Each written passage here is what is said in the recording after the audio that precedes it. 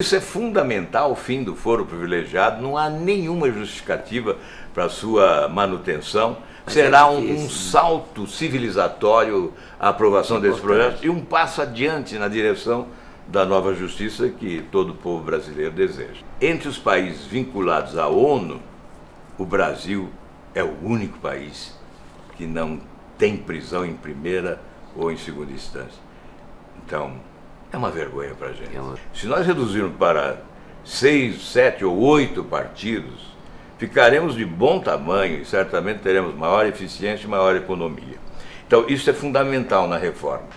Mas em relação às outras reformas necessárias para a promoção do desenvolvimento econômico, o Congresso está muito ativo, disposto a colaborar. O que está faltando é iniciativa do Poder Executivo. Ai, que delícia! Sodier Doce está apoiando o canal Leda Nagli. Os convidados vão ter bolo, salgadinho e docinhos da Sodier. Ainda vão levar para casa, ó, essa caixinha de doces maravilhosa. E eu vou poder comer os bolos da Sodier todo dia que tiver gravação, não é bom? Adorei essa história.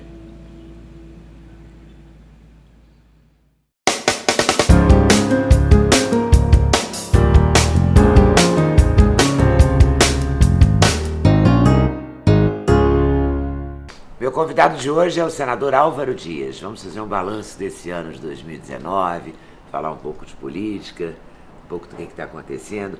Que avaliação você faz do governo Bolsonaro?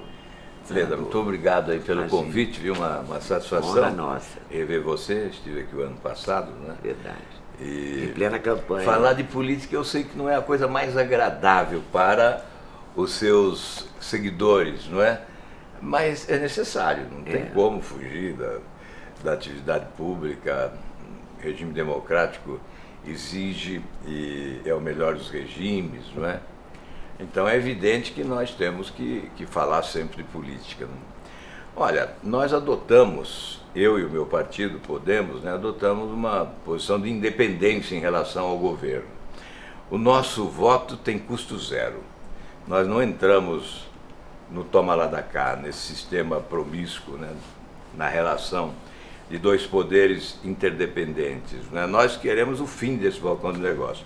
Então nós somos críticos em determinado momento e apoiamos em outro momento. O que é bom para o país, nós apoiamos. Então, na análise assim imparcial da atividade do Executivo neste ano, nós temos altos e baixos, é evidente, não posso negar que houve uma mudança, não é? No entanto, nós temos que criticar. Eu critico especialmente porque eu tenho muita pressa e acho que o brasileiro, de modo geral, tem muita pressa. Nós somos atrasados, eu acho que nós somos atrasados uns 30 anos em matéria de projeto estratégico de desenvolvimento econômico para a nação. Estamos muito atrasados. Não vou tomar o tempo todo do programa fazendo comparação com outros países, com a Coreia, enfim, Singapura, com outros países. Não. Nós estamos muito atrasados. Então, a impressão que todos nós tínhamos é que, fosse qual fosse o presidente eleito, nós teríamos reformas de pronto, né? Que se colocar, eu usava essa expressão, vou colocar na mesa do Congresso todas as reformas, em 6 meses elas estarão aprovadas. Aí duvidavam muito, né? Mas não fizeram o teste, porque eu não fui eleito, então não houve a possibilidade de comprovar que seria possível. Porque eu acho possível. Somos lá 513 deputados federais, 81 senadores, certamente com aptidões diferentes, não é?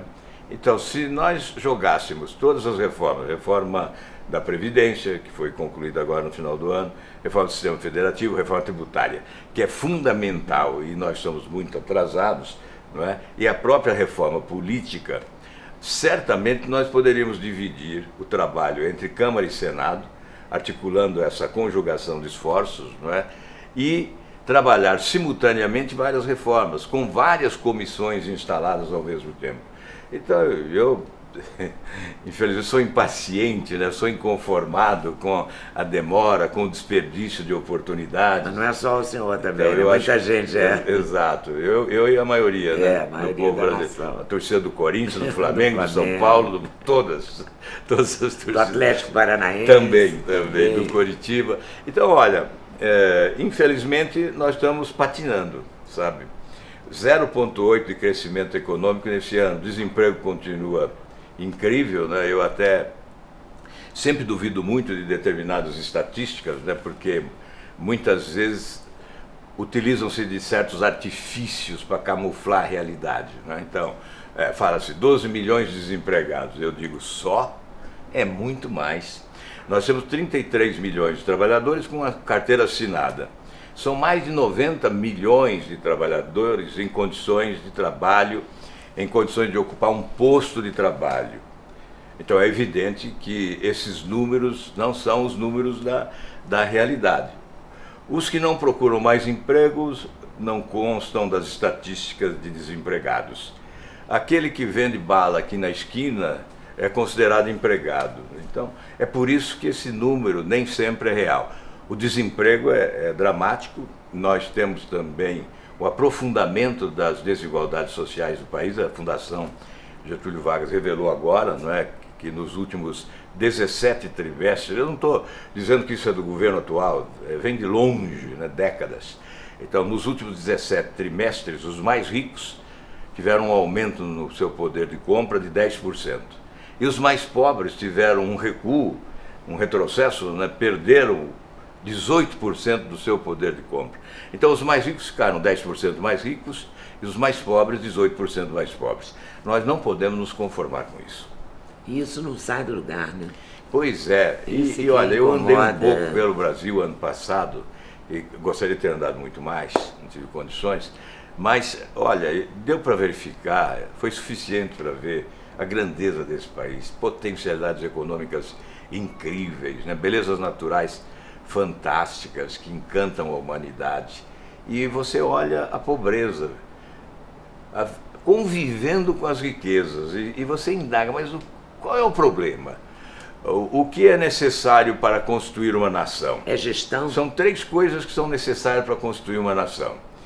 Primeiramente, o território. E nós temos um território fantástico, né? Com riquezas em todas as regiões a serem exploradas devidamente. Temos, em segundo lugar, uma população. População fantástica. Não é? Bem ou mal, nós somos um povo trabalhador, disciplinado. Não é? Constituição está aí, é recente. Não é? Então, qual é o problema? Se não é o território, se não é a população, se não é a Constituição, qual é o problema? É o Estado, é exatamente a composição do Estado, são os governantes, somos nós, os representantes da população, nós somos responsáveis. Então, porque não dá para responsabilizar a população, não dá para usar como pretexto o nosso território, porque ele é extraordinário. A Constituição é uma Constituição razoável. Então, o problema está na força humana, né, que ocupa o poder. Por isso que, às vezes, tem-se a impressão que não somos uma república, somos um império, porque a população vê, olha, as autoridades se organizam, assumem o poder, preservam os seus privilégios e não resolvem os nossos problemas. Mas é isso que a gente tem visto. Exatamente. Então há um Você divórcio. tem lutado pela aprovação do abuso de autoridade, tem lutado por várias coisas, mas a gente viu agora o fundo eleitoral. É uma síntese, né? Exato, olha, vamos contar um pouco disso, né, do fundo eleitoral. Então a Câmara elaborou lá rapidamente, né, quando se quer buscar o interesse próprio, legislar em causa própria, é quase sempre muito rápido, né? Então fizeram, chegou ao Senado, sem tempo sequer de ir para uma comissão, para o debate. O que nós fizemos, nós do Podemos, obstruímos a sessão, impedimos que o projeto, que é o projeto que alterou a legislação sobre os partidos e o processo eleitoral, né? E que, onde está o fundão. Aí na outra sessão, nós alteramos totalmente e só aprovamos um artigo do projeto. voltou para a Câmara restabeleceu na integralidade e aprovou. Nós apelamos ao presidente para que vetasse integralmente. Ele vetou parcialmente, vetou alguns artigos. O veto, em alguns casos, foi mantido, em outros foi rejeitado. Então, nós protocolamos, agora estamos protocolando, anunciamos anteontem, uma ação direta de inconstitucionalidade para tentar derrubar alguns dos dispositivos, entre eles o do fundão. Então, ação direta de inconstitucionalidade. Vai ao Supremo, o Supremo vai acolher ou não. Se acolher, nós voltamos à legislação anterior que tinha um limite para a fixação dos valores do fundo eleitoral. O que ocorreu com esse projeto foi que se extirpou da legislação esse limitador e aí é possível aumentar, como pretendiam para 3 bilhões e 800, acabamos ficando com 2, não é? Mas poderá ir até a 5, 6 bilhões. Por quê? Porque não há um limitador impondo as restrições para o aumento. Então, nós estamos ingressando com essa ação direta de inconstitucionalidade, espero que o Supremo Tribunal Federal acolha. Faça parte dele. É verdade. E o fim dos privilégios? Pois é, um deles é o foro privilegiado. Esse projeto é seu? É meu, desde 2013, uma luta que levou 4 anos no Senado, passou no Senado e foi para a Câmara. Então está lá desde junho de 2017. O foro privilegiado beneficia mais de 55 mil autoridades no Brasil. Elas só são julgadas pelo Supremo Tribunal Federal. E o Supremo julgou quantas pessoas? Exato. Então eu tenho aí um estandarte protetor, né? Há um pedestal onde são colocadas essas autoridades, muito acima dos seres normais, né? O que ocorre? Não há julgamento. Eu vou dar só um exemplo com números, né? Na Operação Lava Jato, nós tivemos em 5 anos e meio 285 ações julgadas na primeira instância, ou seja, daqueles que não possuem foro privilegiado, com condenações que corresponderam a quase 3 mil anos de cadeia. E no Supremo apenas uma autoridade foi julgada, com 13 anos de prisão, ainda recorrendo, né? Aliás, foi determinada a prisão já, foi determinada a prisão. Então, em 5 anos e meio significa o quê? Que o foro privilegiado é um guarda-chuva protetor de marginais do colarinho branco. E lá no artigo 5º da Constituição, sabiamente o Constituinte inscreveu: somos todos iguais perante a lei. Não somos, porque há outro dispositivo que instituiu o foro privilegiado das autoridades.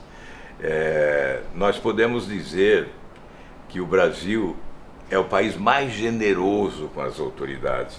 Não há em nenhum lugar do mundo nada que se equipare. Privilégio para mais de 55 mil autoridades. Então aí vem uma coisa muito séria. Com isso se estabelece um conluio entre Supremo e Congresso na autoproteção, né? Reciprocidade na preservação de interesses. Por quê? Só o Senado, só os senadores podem julgar ministros do Supremo e levá-los eventualmente ao impeachment. E só os ministros do Supremo podem julgar os senadores. Então, se nós acabarmos com o foro privilegiado, não haverá mais essa dependência e a necessidade desse conluio, não é?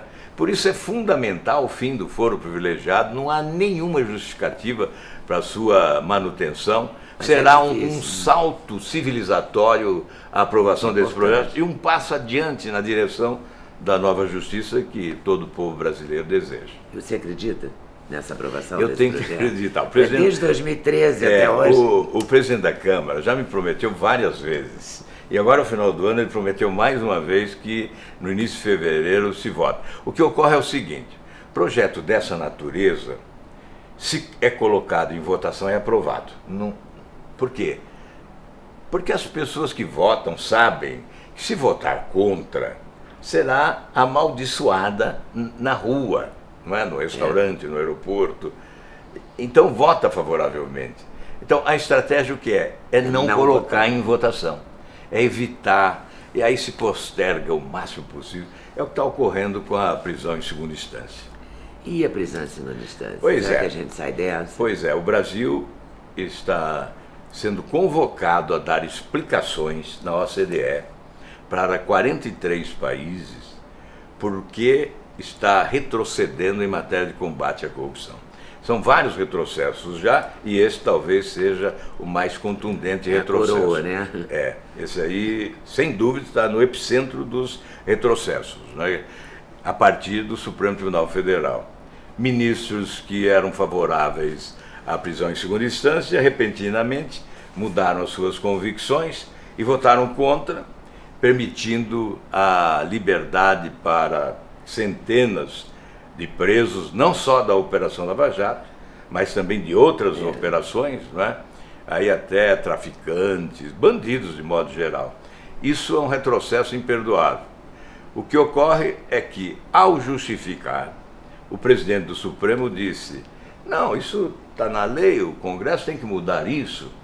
E houve sinalização, portanto, para uma mudança a partir do Poder Legislativo. Então, nós às vezes reclamamos de invasão de competência, que o Supremo legisla em nosso lugar, mas nós somos também culpados. Eu tenho um projeto que consolidaria, legitimaria constitucionalmente a prisão em segunda instância, que foi apresentado em 2017. Depois eu apresentei em 2018, é o 13 de 2018.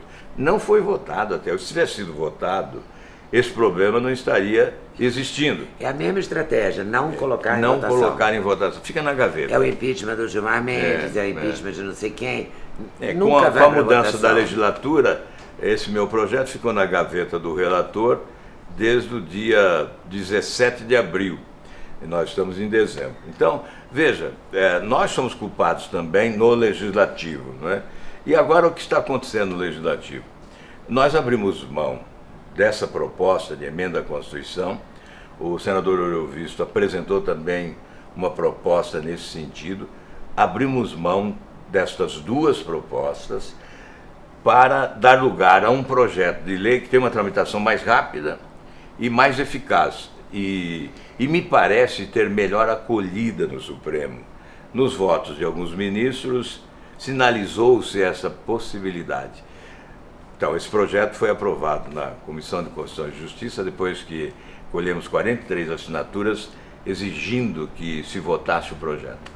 Aí o projeto foi votado e aprovado. Ele deveria ir para a Câmara imediatamente, porque a votação é terminativa na Comissão de Constituição e Justiça, a menos que peçam, por requerimento, recurso ao plenário. E ocorreu. E quem pediu? O líder do governo. Quer dizer, o governo atravessando, né? Porque o líder do governo é indissociável, né? Quando ele fala, é a palavra do governo.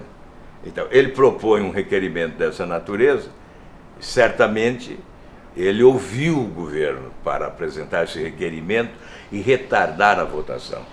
Por isso o projeto não foi para a Câmara, fica no Senado, aí o ano que vem é outra batalha para votar o projeto, aí usam como pretexto uma proposta de emenda à Constituição que tramita na Câmara dos Deputados, e aí, é claro, a tramitação é muito mais lenta, demorada, complicada. Essa proposta da Câmara ampliou muito, alcançou os vários ramos do direito, não só o direito criminal, eleitoral, civil, trabalhista. Isso tudo dificultará. Fica a impressão, e eu sou obrigado a dizer isso, me passa essa impressão. Eu posso estar equivocado, não sou dono da verdade, mas a impressão que eu tenho é que adotam como estratégia para não aprovarmos a prisão em segunda instância, porque provavelmente, se essa PEC chegar ao Supremo, ela não será acolhida. O Supremo a gente já sabe a posição. Exato. Então nós temos que esperar o ano que vem, teremos uma aposentadoria, né? Então o ministro Celso de Mello aposenta. Ele votou contra a prisão em segunda instância. Então, dependendo do escolhido, do ministro escolhido, o placar vira, né? Ao invés de 6-5 contra, passa a ser 6-5 a favor. Então, existe essa esperança. Olha, viu, Leda, só para... Não podemos perder a esperança. Não vamos perder. Tá, começa um novo ano, a gente tem que realimentar as esperanças, né, e acreditar que estamos caminhando na direção do nosso futuro. Em relação a essa questão da prisão em segunda instância, que repercute pessimamente no mundo, nós somos o único país do mundo que temos o quádruplo grau de jurisdição, que vai primeira instância, segunda, STJ e Supremo. E entre os países vinculados à ONU, o Brasil é o único país que não tem prisão em primeira ou em segunda instância. Então, é uma vergonha para a gente. É uma vergonha. A gente tem várias vergonhas. A educação também é uma vergonha, Exato. que é um assunto que é caro a você. O ranking internacional nos coloca muito mal, em matéria de educação, né? E olha, eu fui relator daquele projeto do Plano Nacional de Educação, né? Se aquele plano fosse respeitado, fosse cumprido, nós saímos em outro estágio na matéria de educação. Por exemplo, esse plano de educação, que são 20 compromissos, não é? Esse plano estabelece que 10% do PIB seria aplicado em educação. Mas a questão não é recurso, até porque o Brasil aplica mais recursos, por exemplo, proporcionalmente, do que os Estados Unidos. A questão é de gestão, é gerenciamento, é a aplicação correta dos recursos. A gestão é uma questão, é uma pedra no sapato do Brasil? Sem dúvida. Nossa gestão é precária.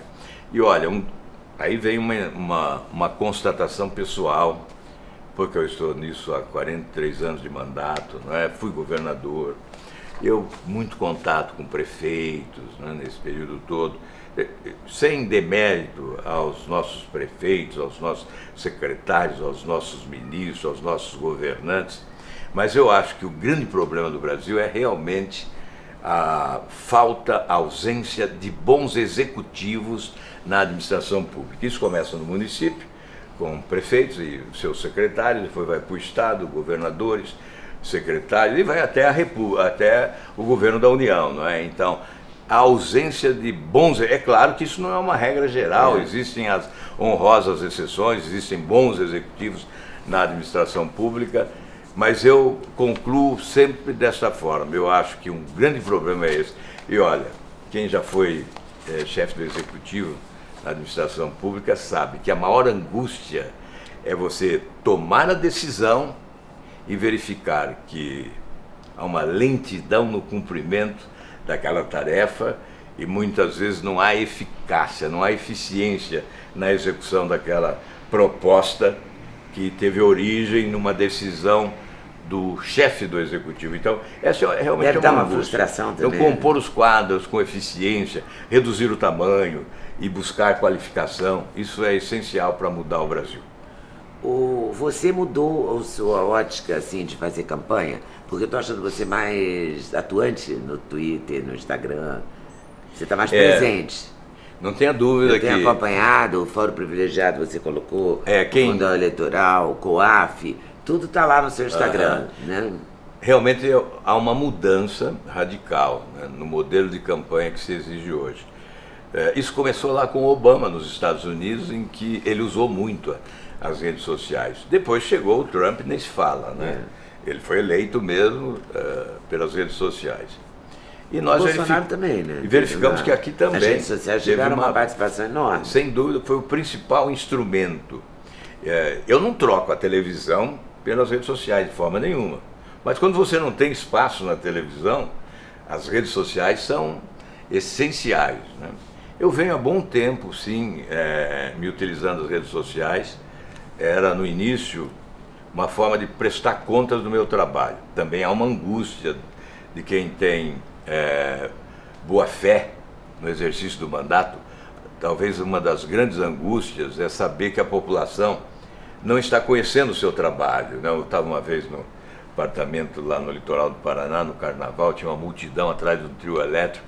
Eu olhei assim e pensei, será que 10% desse povo aí sabe o que eu estou fazendo lá em Brasília? Então é uma preocupação, porque a mídia... É, porque senão você a também é grande confundido mídia, com aqueles que não fazem nada, né? Ou que fazem errado. A grande mídia, para um político ter destaque, ele tem que assaltar o Banco do Brasil. Eu me lembro que quando esse projeto que acaba com o foro privilegiado foi aprovado no Senado à noite, as emissoras de televisão divulgaram a aprovação do projeto, mas não divulgaram o autor, né? Tá. Aí uma amiga minha, que é repórter, né, de uma das televisões, eu cheguei para ela e falei, escuta, por que vocês se negam a divulgar, a valorizar, a estimular, né, dizendo, olha, o autor foi fulano de tal. Agora, se eu tivesse assaltado a Petrobras, eu seria manchete o ano inteiro. Então, rede social pode então as redes sociais esse... é o nosso desabafo diário, né? Então isso eu faço agora com rotina, né? E a constatação é que no ranking de influência dos senadores eu tenho aparecido em primeiro lugar praticamente todas as semanas, por estar usando bastante as redes sociais. Eu tenho acompanhado. COAF também você tem acompanhado o COAF eu tive uma briga danada.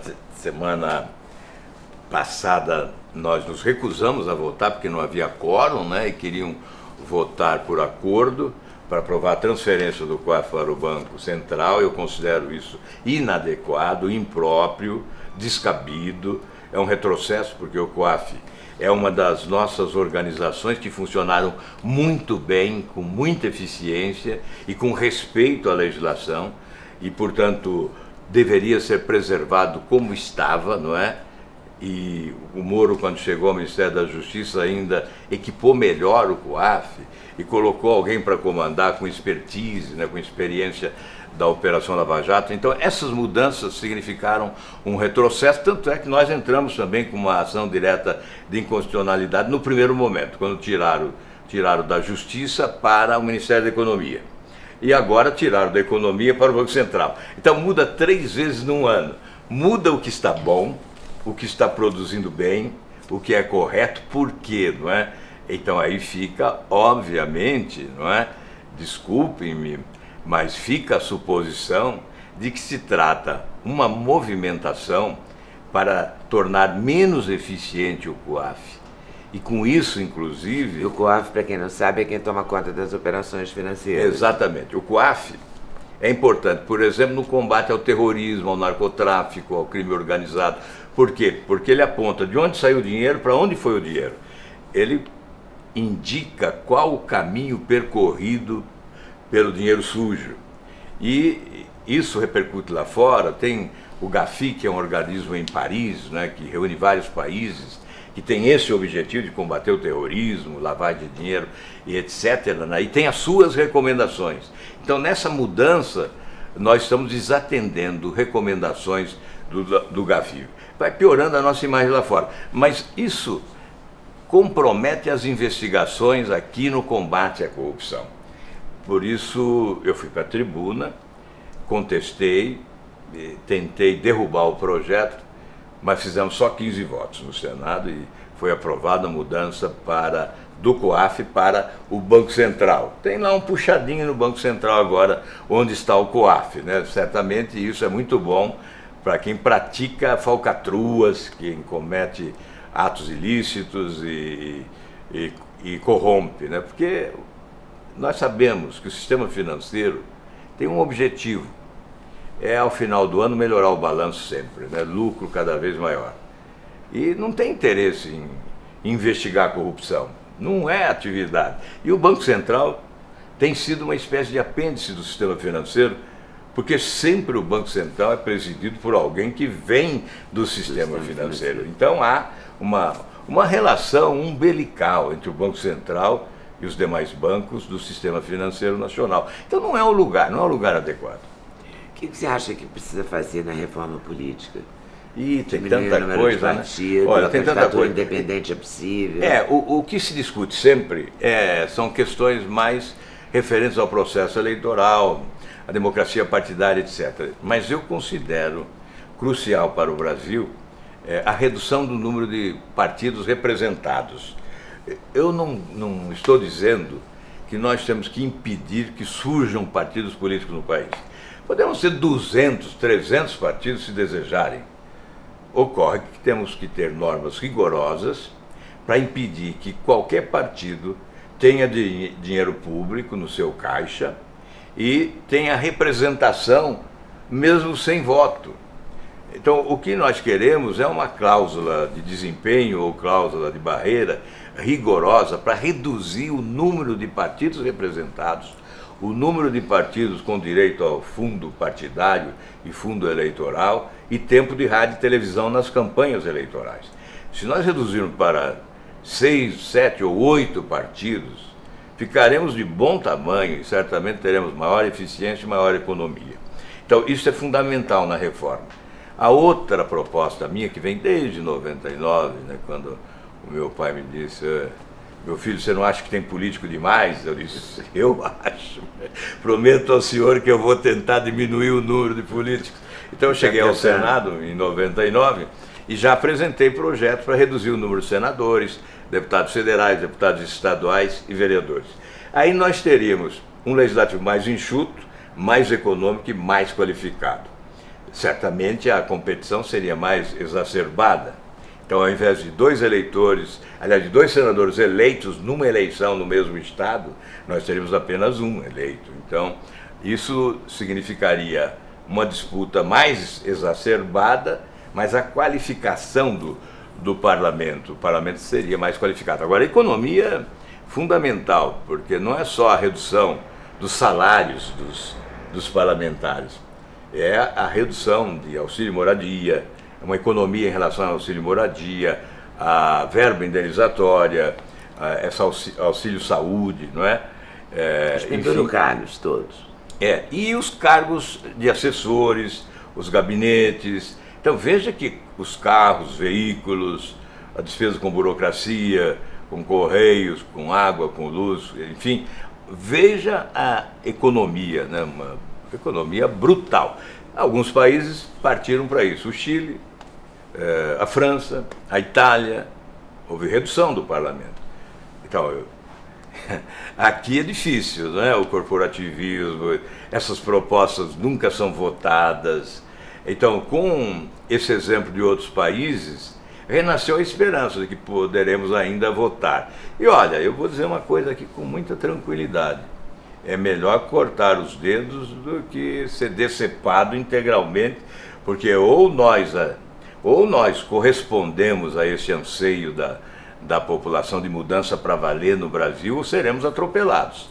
Eu não sei até quando haverá a paciência do nosso povo para suportar isso tudo, né? Então, eu creio ser melhor cortar um pouco. Veja, nós tivemos agora que aprovar a reforma da Previdência. É uma reforma de sacrifício para a população, não é? Principalmente a população trabalhadora, tremendamente sacrificada com essa reforma da Previdência. O trabalhador Mas necessária, né? Sim, necessária, porque levar o sistema à falência. E se não mudasse agora, se não fizesse essa reforma, logo adiante diriam: não temos dinheiro para pagar a aposentadoria. Mas essa reforma também não é suficiente. Daqui 3 ou 4 anos, teremos que fazer nova reforma, mudar o sistema, certamente, porque aprofundou-se demais a crise, né? Na verdade, arrebentaram com o sistema previdenciário brasileiro nos últimos anos. Então, o trabalhador agora vai ter que trabalhar mais, vai ter que pagar mais por mais tempo, aposentar mais tarde, né? Então, é uma reforma de sacrifício. Mas tivemos que fazer. E com que autoridade nós vamos preservar os nossos privilégios? Se nós sacrificamos a população, como podemos preservar os nossos privilégios? Então, para que possamos ter autoridade, temos que cortar também, na nossa casa, né, no parlamento, inicialmente. Podemos cobrar do judiciário, sim, mas temos que dar o exemplo. O que você acha que vai ser o ano que vem, 2020? A gente está no final de dezembro. E agora, Álvaro, para onde vamos? Né? Eu acho que não podemos desistir, né? Isso não. Nós somos guerreiros também, né? Não desistimos nunca. Toda eleição é um ressuscitar de esperanças, aí depois vem a frustração, vem a decepção. Até quando? Essa é a pergunta, né? Até quando? Um dia vamos acertar? Vamos ganhar na loteria? E acertar na escolha e ter aí sim mudanças para valer no país, né? Temos que manter a fé. Temos que manter a fé. Não podemos desistir disso. Vamos desistir do Brasil? Vamos embora do Brasil? Não. É um país maravilhoso, extraordinário, né? Então, nós temos que ter juízo, temos que aprender com os nossos erros, não é? E caminhar adiante. O que eu posso dizer é que nós vamos continuar dando a nossa modesta contribuição. Eu gostaria de poder oferecer mais, mas as limitações da minha função impedem. Então, eu vou ao máximo, não é? Trabalhando muito, tentando contribuir, reagindo, resistindo às pressões, para tentar melhorar esse país, né? Acredito muito porque o povo brasileiro tem essa força, né? Eu vejo o país amadurecendo a cada dia para exercitar a democracia. Queremos que ela seja exercitada na sua plenitude, né? Isso significa com uma eliminação desse fosso enorme que existe entre uns e outros, né? Aliás, eu considero, veio agora aqui à mente, o grande problema atual da política brasileira é essa polarização. Então, alguns dizem aí na internet, nas redes sociais, que eu fico em cima do muro. Com toda essa agressividade, com toda essa afirmação nos pronunciamentos. Eu estou em cima do muro. Por quê? Porque eu não estou nem na extrema esquerda nem na extrema direita. Para esse cidadão que diz isso, para ele só existe a extrema esquerda e a extrema direita. E é preciso dizer que existe vida inteligente entre a extrema esquerda e a extrema direita. Nós temos que ter o equilíbrio e caminhar adiante, não é? Eu não vou me alinhar à extrema direita, não vou me alinhar à extrema esquerda. Eu vou caminhar esse caminho. Mas você acha que você é um homem de esquerda ou de direita? Não, é isso que eu estou dizendo. Você não quer ser nem de esquerda nem de direita? Não, eu sou alguém que procuro fazer a leitura do que é o correto na direita e recolher para um projeto de nação. E procuro fazer a leitura do que é correto da esquerda e também recolher para esse projeto de nação. Aí você consegue o equilíbrio para caminhar adiante, é para frente que se caminha. O que você considera correto na direita hoje e na esquerda hoje? Bom, na direita, o que é corretíssimo é essa afirmação. Eu acho que traduzo numa frase. O melhor programa social é o emprego. Esse é verdade. Aí menos Brasília e mais Brasil, ou seja, o enxugamento, que aliás eu analisava pouco, né? O enxugamento da máquina pública. Isso tudo é proposta considerada da direita, embora eu não vejo assim que alguém possa ter exclusividade nessas propostas, né? E da esquerda é evidente que tem que ter consistência em programas sociais, você investir em saúde, investir em educação, isso é essencial. A direita, essa liberdade econômica, a liberdade para empreender, a desburocratização, a facilitação dos negócios, não é? Enfim, uma regulação competente, a eliminação dos entraves burocráticos que elimine esse manicômio tributário, né? Transforme esse manicômio tributário em algo que promova o empreendedorismo e o desenvolvimento econômico do país. Você acha que então tem nós temos que buscar. Disso? Você não acha que a Câmara e o Senado estão atrapalhando um pouco essas? Não, eu acho que o que está atrapalhando mesmo, com toda a franqueza agora, o que está atrapalhando é o Executivo. Não mandou proposta nenhuma. A única proposta que chega é essa da Previdência, que já estava elaborada no governo Temer. Reforma tributária não veio. Agora, no final do ano, vieram 3 PECs confusas, né, sobre reforma do sistema federativo. Então, esse atraso de um ano, eu sou obrigado a dizer isso, é um sistema presidencialista de muito poder. O Congresso tem que agir, mas, obviamente, ele necessita da provocação do Executivo. E o chefe do Executivo tem que ser o líder, a articular, junto ao Congresso Nacional, a tramitação das suas propostas.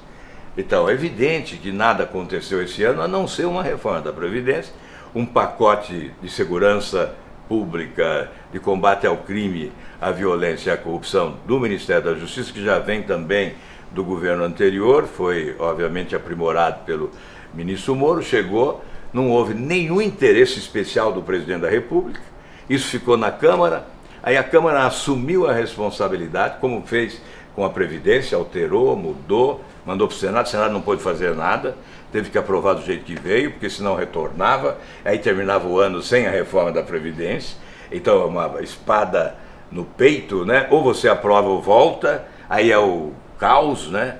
Aí é colapso, então você tem que aprovar, você não pode melhorar a proposta. A mesma coisa o pacote. Chegou esse pacote e nós tivemos que aprovar rapidamente, aprovamos rapidamente, levamos ao plenário, aprovamos para o governo, para o presidente da República sancionar. Com isso ele vai ter que vetar alguns artigos desse pacote, que veio lá do Ministério da Justiça, e nós temos que complementar, legislando. No meu caso, eu entendo ser necessário legislar em matéria de crimes contra a administração pública, que é uma ausência nesse pacote. Então, nós temos que dar continuidade a isso. Então, por isso que eu digo, não foi o Congresso que atrapalhou. O Congresso poderia ter dado mais. O Congresso, na minha opinião, só pode ser criticado em relação à pauta ética. Então, essas questões esbarram na resistência de parlamentares que têm problemas com investigações em curso. E aí sim há dificuldade, Operação Lava Jato e outras operações. Então nós temos dificuldade com essa pauta moral, né, que é a agenda prioritária do povo brasileiro, o combate à corrupção. Mas em relação às outras reformas necessárias para a promoção do desenvolvimento econômico, o Congresso está muito ativo, disposto a colaborar. O que está faltando é iniciativa do Poder Executivo. É mesmo. É isso mesmo, Léo. Com toda franqueza, com toda sinceridade, não tem nenhum motivo para ser parcial numa análise dessa natureza. É uma pena, né? Porque a gente precisa de rapidez. Né? Precisa de rapidez, de agilidade, criatividade e inteligência criativa, né? Porque as dificuldades são enormes. Os últimos tempos no Brasil foram dramáticos para a população, porque nós aprofundamos a crise, né? Quando se falava que estavam retirando milhões da pobreza, ao contrário, estávamos empurrando milhões para a pobreza, né? Aumentou o número de devedores, não é? Nós somos mais de 60 milhões hoje que devem ao sistema financeiro. E aumentou muito a violência também, né? É preciso fazer alguma coisa que melhore. Neste ano até para promover vamos fazer justiça. Nesse ano houve uma redução da violência. Então veja que eu sou imparcial. Quando o governo comemora um feito, eu reconheço. Então houve uma redução nos índices de violência neste ano. Se é mérito do governo ou não é outra história, mas houve uma redução. Se o governo nada fez e foi contemplado com uma evolução da sociedade em relação à violência, tudo bem, mas que houve um avanço, que houve uma redução dos índices de criminalidade no país, isso está constatado pelas estatísticas, a menos que essas estatísticas não sejam verdadeiras, mas elas apontam uma redução da violência no país, né? Agora, realmente, nós temos que sacudir o governo, né? Nós temos que ter propostas do governo para cobrar do Congresso, aí sim, aí temos que cobrar do Congresso. O que temos que cobrar do Congresso, em relação às suas falhas, é exatamente esta agenda de combate à corrupção, que exige o aprimoramento da legislação, o endurecimento da legislação, a eliminação dos privilégios, como esse maldito foro privilegiado, né? Dessa forma, sim, o Congresso estaria, a aprovação da prisão em segunda instância, aí sim estaríamos certamente ajudando o Brasil a mudar para valer, porque olha, há problemas econômicos e sociais, sim, e aí dizem, vamos priorizar a agenda econômica e social, e eu digo, a agenda moral, a agenda ética de combate à corrupção é também uma agenda econômica, porque se nós mostrarmos uma cara nova para o mundo, dizendo, olha, o Brasil voltou a ser sério, certamente nós vamos ter o retorno dos bilhões que se foram embora daqui, expulsos pela corrupção e pela incompetência. Você acha que nesse sentido a gente caminhou? Pois as estatísticas... De mostrar para as pessoas, para o mundo, que a gente está no Neste ano nós retrocedemos, infelizmente. Eu vou dizer para você uma coisa, o governo Temer presidente Temer estava sendo denunciado pela Procuradoria-Geral da República. 2 denúncias de corrupção contra o presidente Temer. Ele estava envolvido com advogados para se defender, envolvido com a Câmara dos Deputados para evitar um processo de impeachment. E apesar disso tudo, as instituições que dão sustentação à Operação Lava Jato estavam fortalecidas, independentes. Polícia Federal, Ministério Público, Receita Federal. Você acha que agora não E estão? com a eleição nós tivemos o retrocesso. O COAF explodiu. A Receita Federal foi paralisada em matéria de investigar. 900 inquéritos foram paralisados com 2 decisões monocráticas do Supremo Tribunal Federal. E houve um conluio, houve uma orquestração, houve uma espécie de conspiração contra a Operação Lava Jato e contra o combate à corrupção no país, refletindo lá fora, a ponto, como disse há pouco, da OCDE exigir explicações por que nós retrocedemos. Então, deploráveis retrocessos estão acontecendo e nós temos que reagir a isso. Será que o povo reage guardando os nomes de quem votou, de quem não fez? Essa é a dificuldade. Você acha que a gente melhorou politicamente? Eu acho que sim, que a população está indo para as ruas, não é? A população está indo para as ruas, está exigindo, está cobrando. Nas redes sociais, especialmente, há uma cobrança permanente, não é? Então isso significa que está surgindo aí uma nova nação, mais crítica, mais participativa politicamente, não é? E certamente isso vai contribuir. É evidente que isso não se faz do dia para a noite, essa evolução. É uma construção, né? É uma construção que leva algum tempo. Mas eu tenho que reconhecer que está havendo um avanço. Você é do Podemos. O Podemos expulsou o pastor Marco Feliciano. O presidente da República saiu do PSL, fundou um outro partido. Algumas coisas estão acontecendo de uma maneira diferente, né? Então vou ficar primeiro na pergunta no Marco Feliciano. Ele foi expulso do Podemos. Foi por apoiar o Bolsonaro? Não, nós apoiamos o Bolsonaro quando ele é correto, o partido tem essa independência, os nossos parlamentares são independentes, podem apoiar sim. Tem na Câmara um vice-líder do governo e no Senado tem um vice-líder do governo. E nós somos críticos ao governo quando necessário, então essa não é a causa, né? Houve uma denúncia protocolada por um militante do partido junto à executiva aqui em São Paulo. E nessa denúncia foram apontados vários problemas, né? Além da infidelidade na campanha eleitoral. Isso sim, na campanha eleitoral houve a infidelidade, mas não foi o único objeto desta denúncia. Outros objetos. Eu prefiro não abordá-los, até porque me parece que ele recorreu à Executiva Nacional e, sendo assim, eu terei que participar dessa votação. Então, obviamente, eu tenho que me manter aqui cauteloso. E você acha que as candidaturas independentes podem ser uma alternativa? Eu não creio. Na construção do sistema democrático, eu não creio que isso seja salutar. Na construção do sistema democrático, nós temos que valorizar os partidos políticos, né? E quando, em vez, falam em parlamentarismo. Parlamentarismo com partidos em frangalhos é destruição, né? Não há, é decepção, é frustração. Primeiro nós temos que construir partidos de verdade, não temos siglas.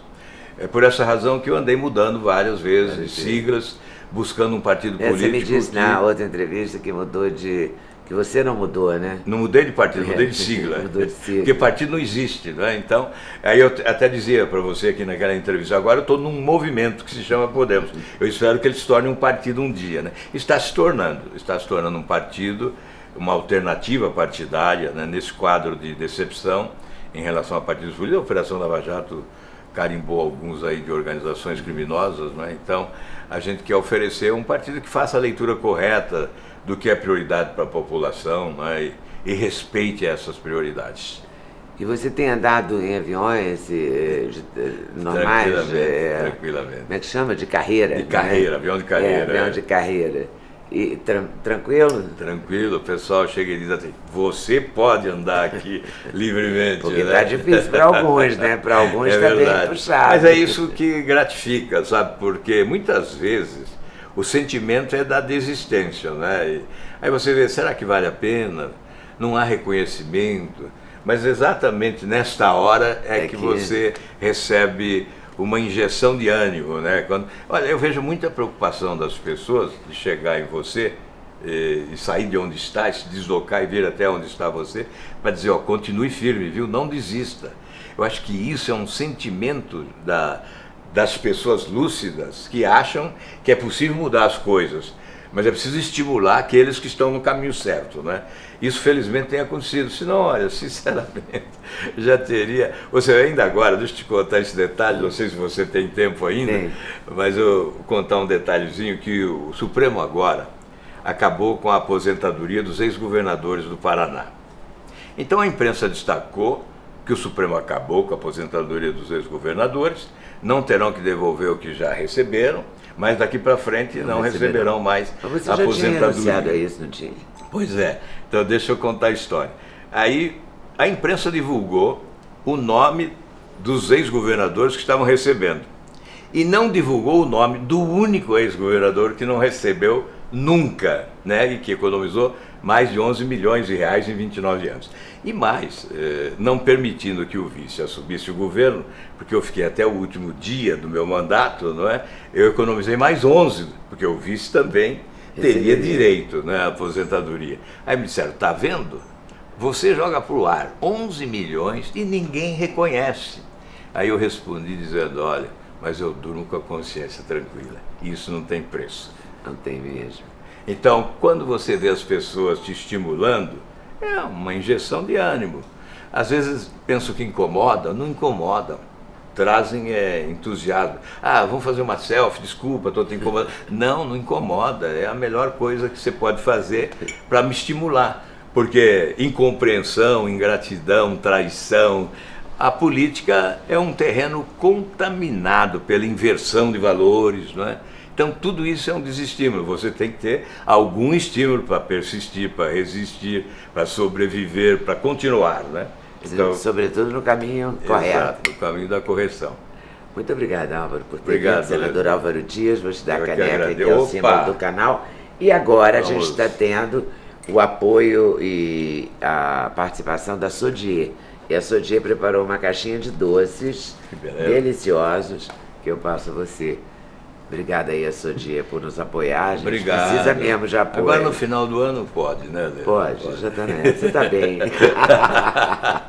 Depois vem aí as férias, vamos pra praia correr um pouco. Corre um pouco. Gastamos essa caloria. Tá certo. Tá. Obrigado. Obrigado. Obrigado a vocês por estarem nos assistindo e vem aí, volta com a gente, tá bom? Valeu.